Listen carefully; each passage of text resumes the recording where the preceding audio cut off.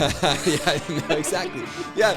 Well, welcome everyone. This is then a 2025 podcast coming to you at the first of the year here with guests, a realtor, a real estate agent. I don't know what you guys want to be called these days with everything changing up, but Misty Price, thank you for joining us. Thank you. I'm super excited to be here. Yeah, no, I've known you. Well, Misty and I have known each other for a while, and this is our first time sitting down in a podcast setting.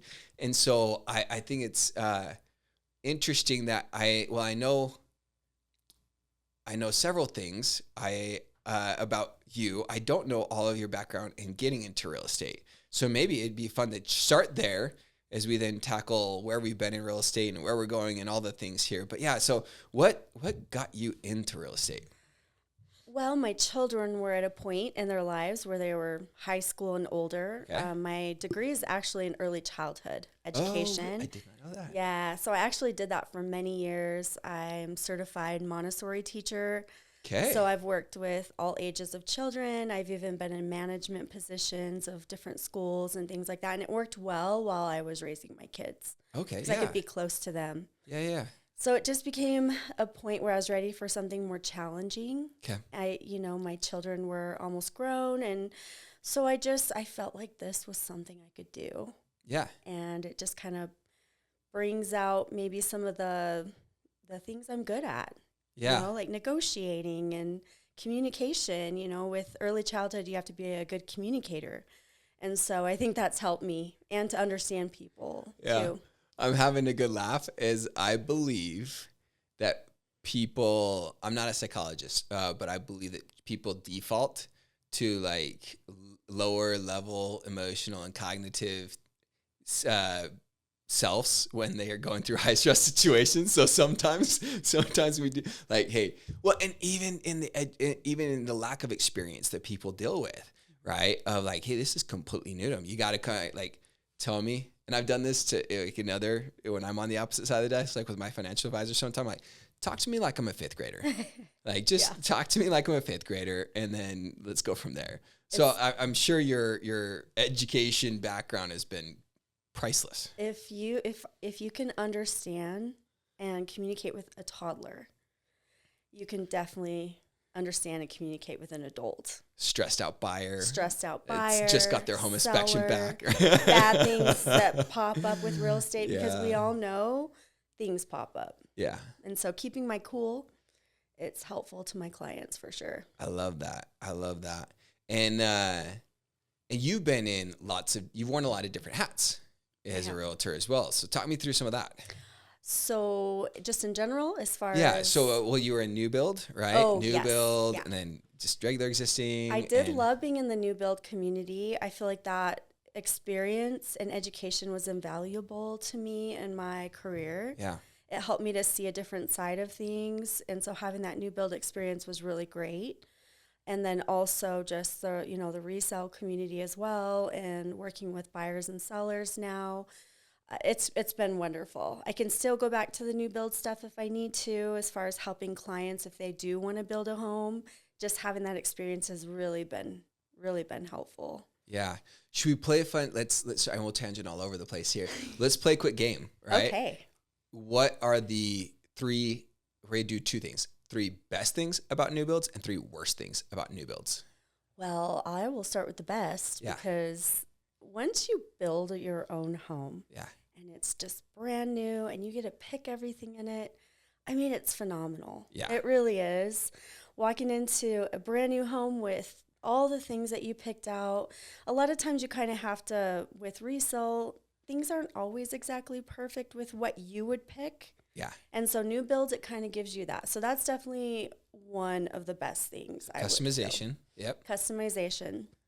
Another thing is just floor plan.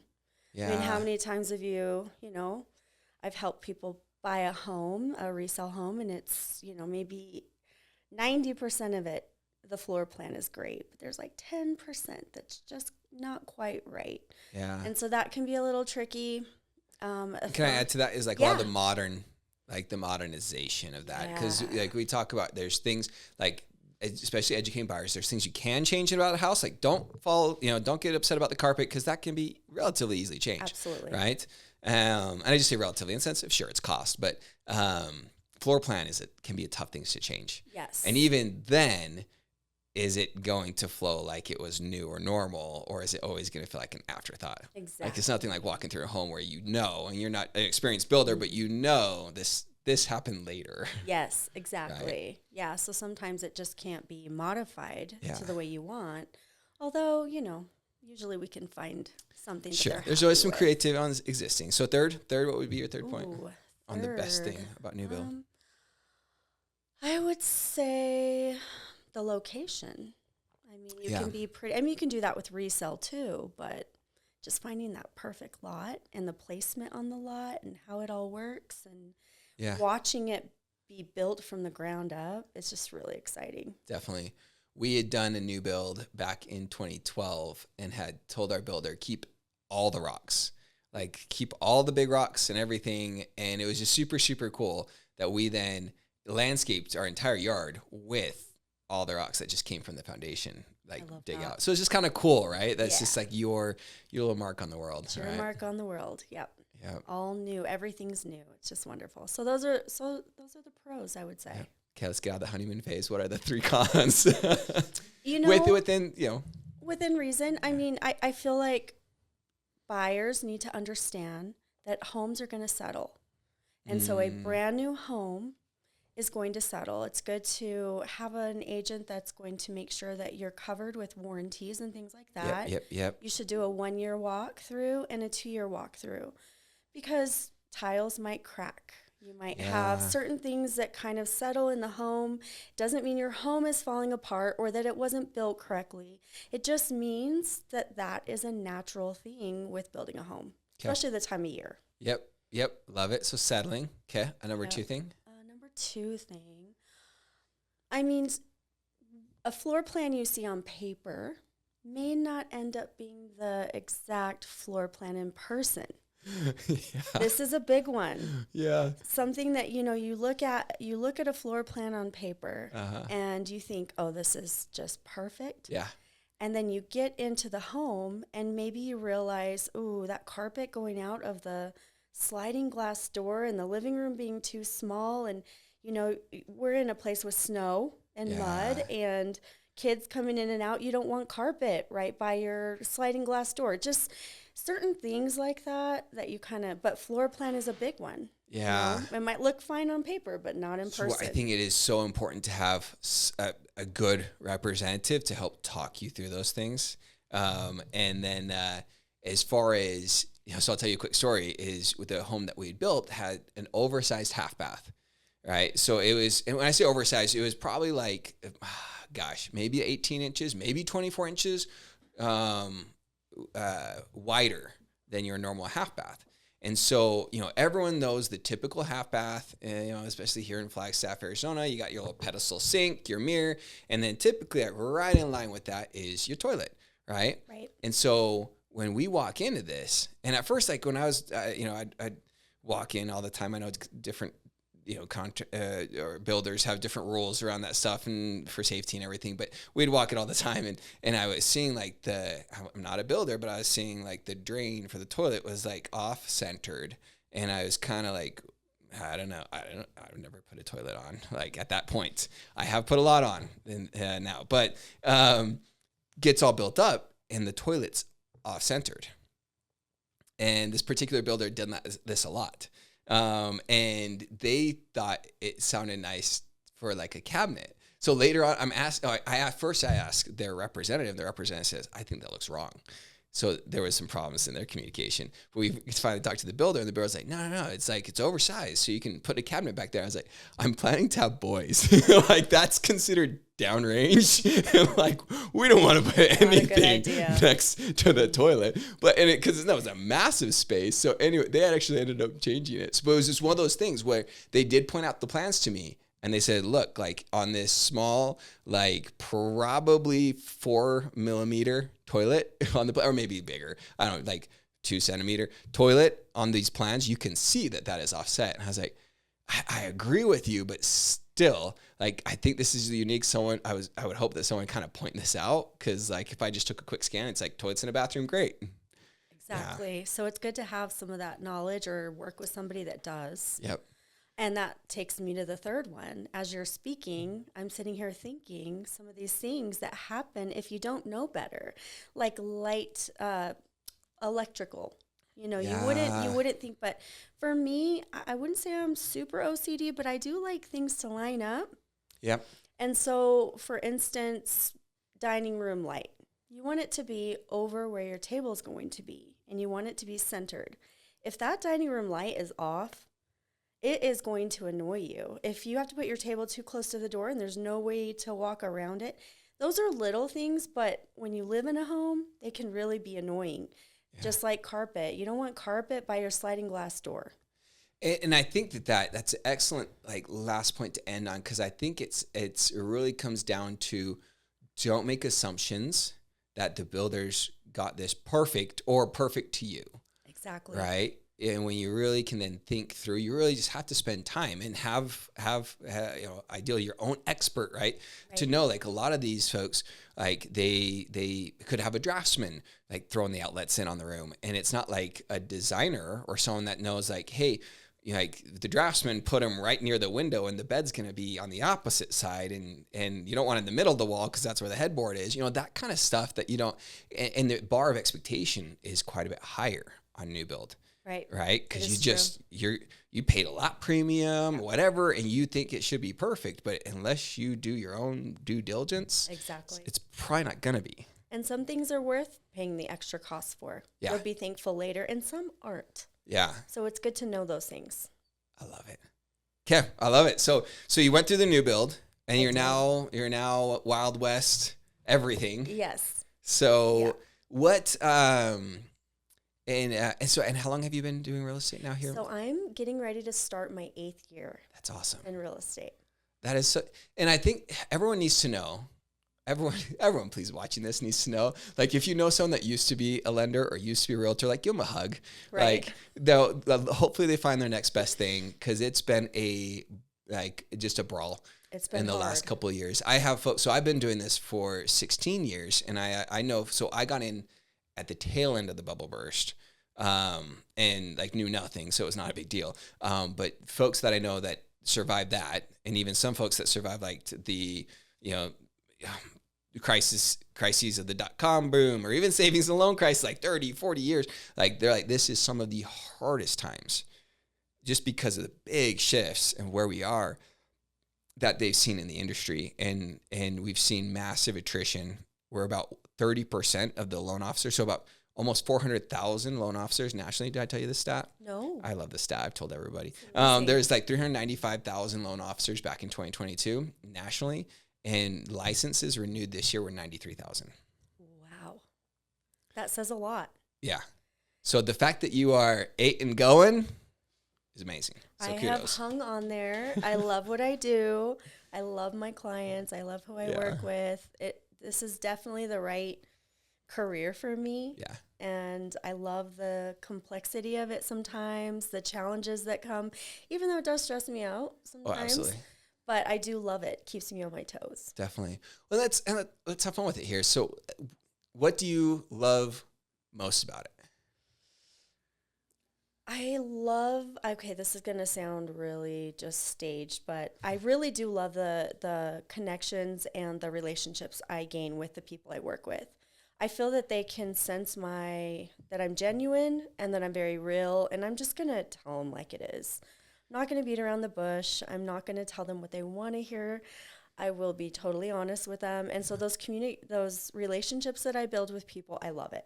Yeah. It's really fun. And to help them to walk into their new home, or, move on to another place to start a new life, if I'm helping them sell a home. So those things are really fun. Yeah.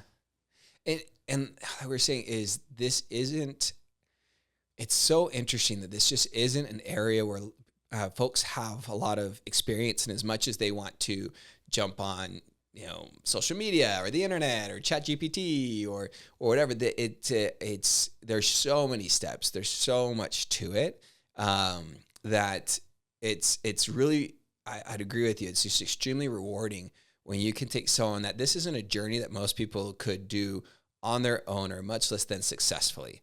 I don't mean that in like a rude way. It's just like, yeah, sure, you can absolutely do it. If you want to take on a second job, read a couple books, and then you're still going to, like, just like if I were to build a house, I'm not a house builder, and I'm going to do the best I can, spend tons of time. I've done several renovations, and it's like mess things up and everything. And then it's like, and then at the end of the day, like, you still realize, like, probably someone with, years of experience more than me would have successfully done something better, or at least save me costs or time or anything. So long story short is you help these people through this journey that usually they couldn't really come to that same end result, whether it's getting that little extra credit to, so they can do the flooring now versus wait 5 years for the budget, or, get into that neighborhood that they didn't think they could get into. It is extremely, extremely rewarding because you're changing, it sounds super cliche, but you're changing lives, right? It's super cool. Right. And a lot of people are like, I can do this on my own. It's not a big deal. And, there's times where it goes well for them. Yeah. But what about when it doesn't? Yeah. And that's the thing, too, is when challenges pop up, I can kind of, calm people down. I usually have multiple options for them. So if they were dealing with some of these things on their own, they're not going to know these options of what they have to be able to kind of get through things, because very rarely do these transactions go through without something popping up. Yeah. There's something that's going to pop up. And so if I can go to my clients and I can say, hey, here's where we're at. These are your 2-3 options. Here's what it looks like on each one. What do you want to do? And how can I help you? And I think, and the interesting thing about it too in real estate, and another thing that when I was talking with a client that this always stuck with me, is they're like, hey, in my world, like, they, in your typical world that they have their salary, they can tell me what they're budgeting this next year. They know when their next raise is, they know what their next raise schedule is for the next year or two. And money is just a very controlled or kind of more predictable thing for them. And then they step into this real estate transaction. They're like, oh wait, we can offer like up or down by like 10 grand, or we can get a credit of 20,000. Like, it just doesn't compute for a lot of people of like, oh, if we negotiated the roof to get done versus me having to save for that, because I would have to save for, in the normal human budget for like a long time and sacrifice other things or not get that new car or go on that vacation. But just because you are going to ask for it and we get it, then all of a sudden, like, I have a new roof. I went to Hawaii and I'm budgeting for the new car. Like, not that's all about things, but yeah, it's exciting. Isn't it interesting to be able that way? To do those things? Yeah. And even we've done a lot of deals together, and I've negotiated a lot of concessions on behalf of my buyers that have helped them, in the transaction. Yeah. But yeah, these are things that people don't really know about on their own. They do need like a professional to help them through this. And we also aren't, most people, my dad was like the worst haggler. Like, it was uncomfortable haggling. Like, we had like the dishwasher repairman that he's haggling with in our kitchen. I'm like, this is not, no. But oftentimes people, like, I think there's this societal thing, like in our Western culture too, of like, oh, I don't want to offend this. I've actually had literally 2 conversations in the just today of talking with people working to get offers and feeling like I don't want to offend a seller. And well, there's balance. I'm not a real estate agent, so you can tell me more about that. But it's like, well, you want to start off on a good foot. It's also negotiation. Right. And, there's a key to negotiating correctly. If you do go in and you're, just so far apart from the value of what that home's worth, you might offend the seller. Yeah. But if you have a good idea of what the home is worth, but you're still trying to help your buyers or sellers, whichever you're, kind of find that middle ground, both people are going to be happy. And there usually is a middle ground where both sides are happy, the transaction can go through, and everybody's happy, and it just works out. And I love that you said that. Like, I was talking with a good friend of mine that when I was like, hey, is like dual agency seems like impossible. And they said, well, why? And I know there's more opinions on that, so not to go into that rabbit hole. But it's also a matter, they said, well, how can everybody win? I was like, okay. I kind of now can see that better. And how can everybody win? Because at the end of the day, everyone has a need, and how can we come together mutually and as fairly as possible meet those needs? And I think, so kind of, and the hard part about one big aspect that I think also throws a lot of people off that's abnormal is because the pace and the needs and of those buyers and sellers and the abilities then that market is going to bear changes pretty rapidly. And I think I don't know, I'm going to let you tell me. I think we're already seeing some change. So let's just kind of update to our, those listening. Here we are about mid-February. And gonna get our first real snow here pretty quick here. So it probably is already hit by the time you're watching this. But what is your advice to buyers right now? What's changed? Especially a lot of them, they're only information unless they're working with a great agent. And most of the time they're talking to friends first, and friends that maybe did this a year ago, or maybe even a couple months ago, or, got one of those fancy 3% rates. And it's everything's kind of different, even from a couple months ago. And I don't know, what do you feel has changed? Well, advice for buyers, I would say don't listen to all the people that aren't professionals. Everyone's going to have their opinion. Yep. You should do this. You shouldn't do this. And your great aunt Gladys is going to have all the information for you. And it's good to kind of take a step back and do your own research and work with a professional that is in this business. I think that's a huge one, because when you have all these different voices in your mind, in your head telling you what to do, it makes it a little more complicated. Yep. One thing I would say, and I've been telling people this, there will be a change coming. Obviously, we can only predict. Everybody looks at all the different information and tries to predict what's going to happen. I mean, none of that is a guarantee. It really isn't. But the market up here, we see a change at this time of year, February, March, April, and the people in the Phoenix area, they start seeing the heat rise up and they want to escape. And so they like to come up here and look for homes up here, things like that. Things just get busy. Yeah. We've got the wildfires in California. It's going to push people this way. And so there's a lot of, it's coming. And so I would say the sooner, the better. And people keep wanting to wait for these rates to drop. But if you wait for the rates to drop, everybody is going to be trying to purchase homes at the same time. And are you really saving money? Because now you're probably overpaying on a home. Well, not necessarily overpaying, but paying more than you could have. Yeah. Right? And what's interesting, so I just had jumped on to the Northern Arizona Association, stats and market summary. And it was super, super cool to see that that was kind of broken, during the pandemic years and the home buying conditions of that time, or I should say 2022, or other people call them the unicorn years of real estate and different things there, to where seasonality didn't exist in the market. It was just gas pedal all the time. And then rates are even lower, more gas pedal. It didn't matter if it was June or January, right? And so, but right now, in seeing those charts, that seasonality is back and it's really pronounced. Which, so I'm looking at, all of a sudden, the average days on market is going down. And that's, you look at, where were we a year ago? Oh, we are right where we left off. And where is it likely to go? Continuing to go down, right? The months of inventory, same story. And the other thing that I saw that was perfect story, you can see right where we're taking off in that trend, to where the cycle is just repeating because normal seasonality exists, to where also list to sell ratio, right? We hit the so folks listening that the association monitors where did the home sell compared to list price, and that hit the biggest gap, right? So the most discounts were in December, January. The winter months, everyone's, hanging out with the holidays, not buying houses. That's seasonality. And then now we're seeing that list to sell ratio already ticking and tightening up.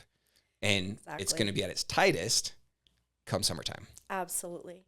Well, and another thing I've heard for the last few years is we're going to wait for the market to crash.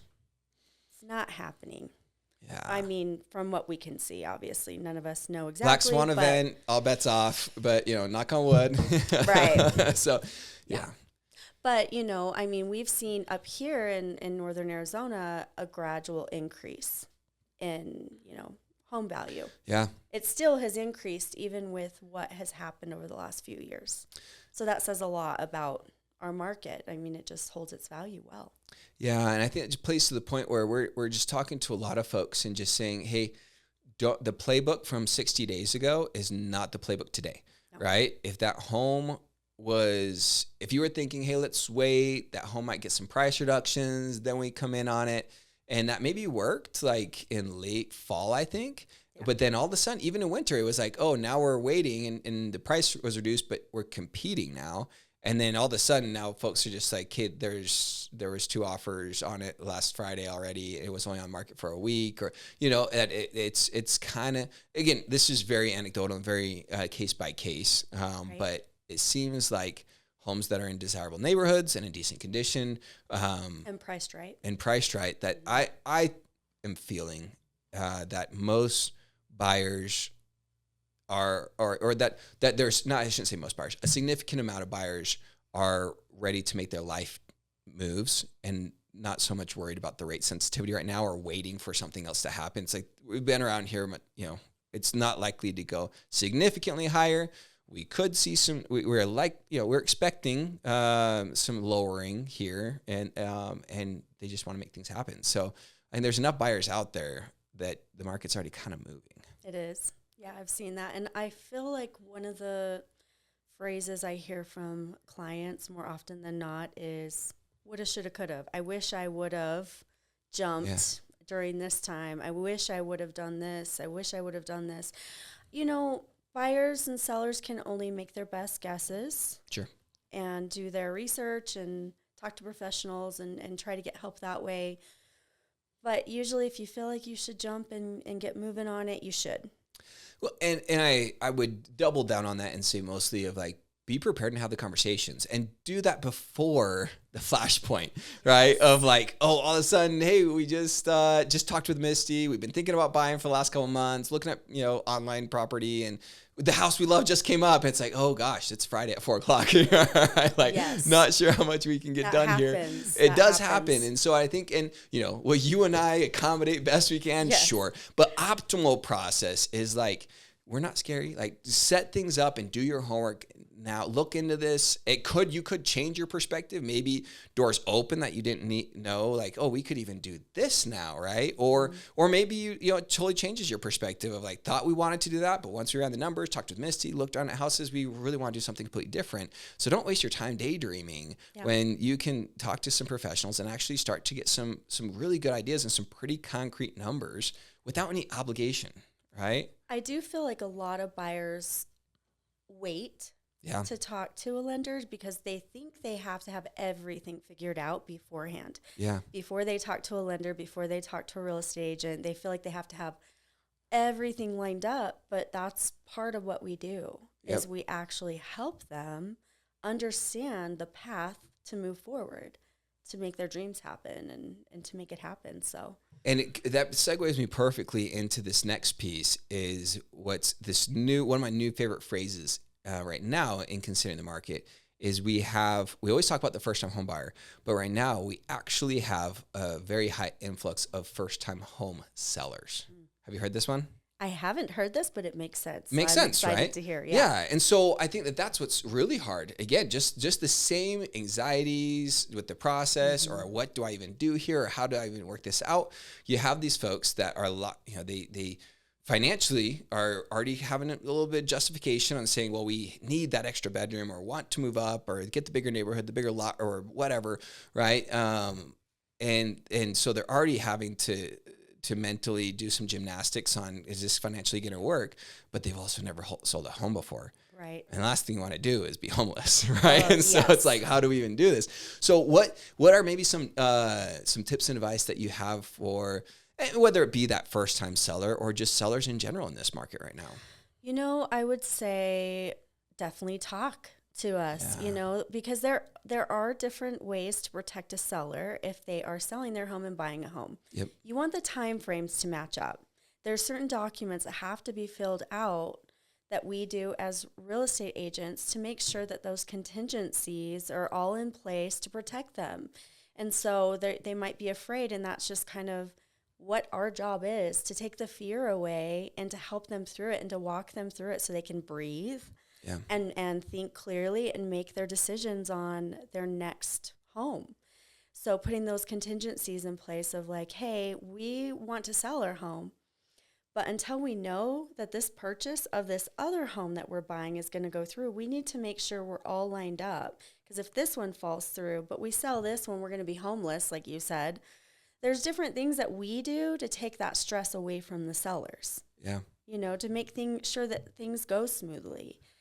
And I think it's great to, it's always hard to buy that first home, to come up with that down payment sometimes. Yep. But what is so cool is when you go to buy your second home. Yeah. Now you've got this equity absolutely that you can pull, and it gives you the freedom of being able to upgrade your home. Yeah. The different things you can do. It gives you, it's just so exciting. It's very similar, and it's very, I always tell folks, like first time home buyers especially, of like, this is the hardest it will ever be. And almost just like having your first kid, like it truly, I think for most people, like there's different levels of hard for sure. Right. I know you have several, I have several. But the first is the hardest just because all the newness. And then when you come about around the second time, you're like, oh, no. I know that word that you just said. Yes. Like I can follow the conversation and understand what you just mentioned on this contract negotiation piece or whatever.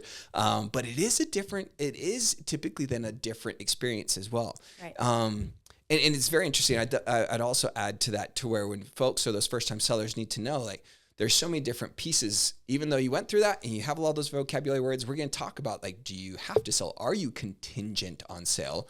Or are you not? Right.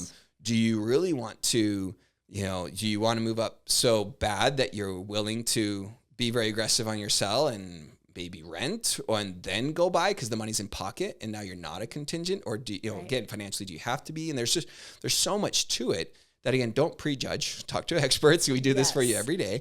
But the other thing that I was going to say about it, I think that there is, just take it humbly from my seat in this community and economy of, like, I see agent performance day in, day out. Right. And the one, and I would just say, like, people, if I say anything that people listen to, hopefully this is the one thing, that the value of a real estate agent is no greater than when it is in a move and buy scenario. Absolutely. I have never seen more things screwed up.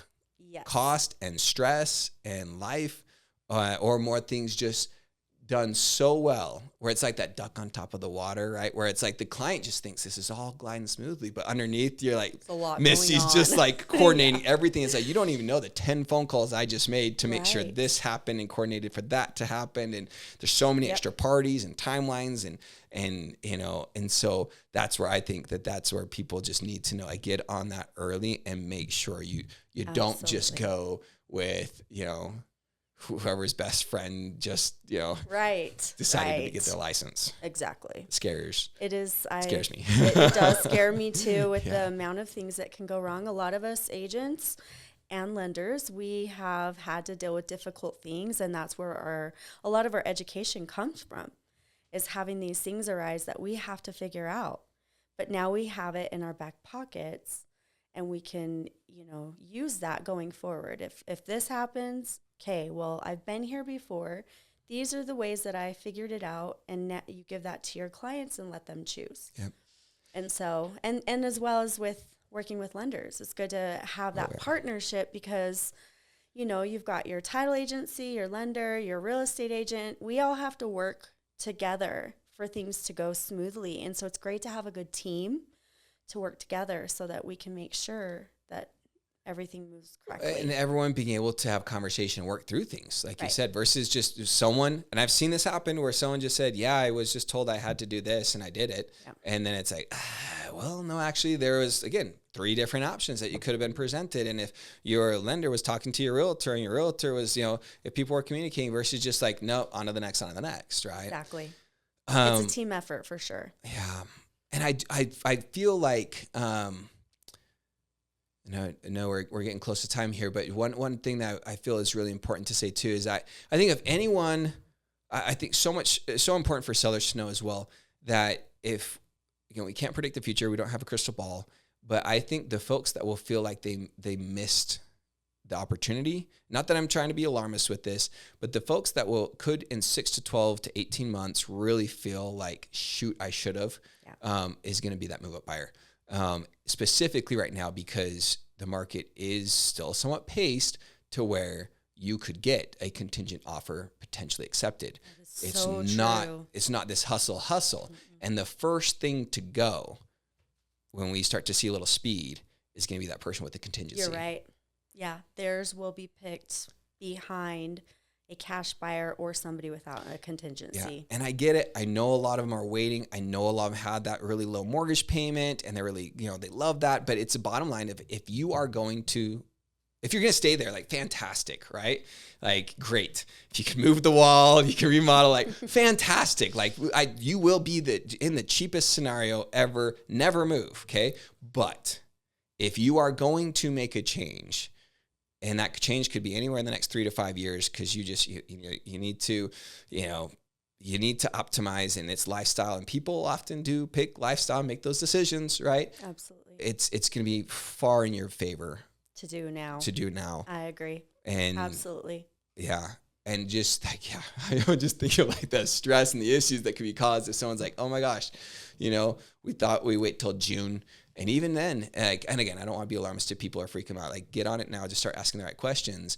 But things could shift pretty quickly, and then all of a sudden, it's like, instead of having secured that and locked that down before the spring market gets too crazy. I mean, already it's mid-February. The spring market's going to be. I'm thinking it's going to be hitting early. Oh yeah, things are going to start to pace pretty fast. I feel it coming this year. So you could be like, hey, we're already in, and we're making our summer plans and plan the barbecue, or like, you're just like getting denied and declined, and it hits the fall, and you're like, do we need to relist next spring? Right. It's serious, right? It is serious. So, yeah. Well, Misty, this has been awesome. But any other closing thoughts? What should buyers, sellers, or anyone else be thinking that's thinking about real estate right now? I would say just to go for it. I feel like people just kind of. I just don't, I always feel bad when they come to me and they say, I wish I would have done that. Yeah. Just start talking to people. Don't be afraid. Yep. To ask the questions like you said. Don't be afraid. Like, that is the most important thing you can do. Yep. And it is that leap of faith, but like you said, with talking to experts, evaluating this, we're not saying like jump blindly, right? To be very calculated. And everything we're talking about in these time frames and the advice to buyers and sellers, I mean, it's like we were talking earlier. You're like, we take it for granted that we're in this day in, day out. And we're forming these opinions because of what we're seeing and what we've seen people experience. Right. And it's just a matter of like, taking some courage, taking like some ownership in your life to make some good things happen and build some equity. As long as you're not moving in a year or two, right? As long as you have some staying power, right? Yeah, you're gonna make some good decisions. Worth it. It's worth it to do something. Awesome. Get that next house. All right, guys, we'll give Misty a call. Thank you so much, Misty, for being on. Thank you so much. Yep, it's gonna be a good year. I